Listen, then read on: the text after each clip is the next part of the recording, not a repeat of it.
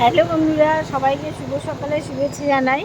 দেখো, একটু কালীমার মন্দিরে যাব, আমাদের গোবরডাঙ্গার প্রসন্নময়ী মন্দিরে যাব, তাই ফুল তুলছি। দেখো দেখো এখানে কত তুলসী গাছ, দেখো এই ফুলগুলো নেবো, আজকে মাকে দেবো।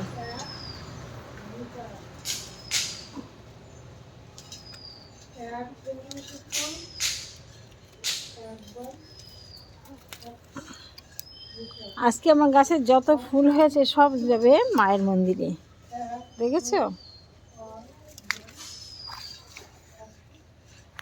মন্দিরে যাব, তার জন্য ফুলগুলো সব তুলসী গাছে দেখো সাজিয়ে ভরে গেছে। দেখে থাকো, সাজিয়ে ভরে গেছে।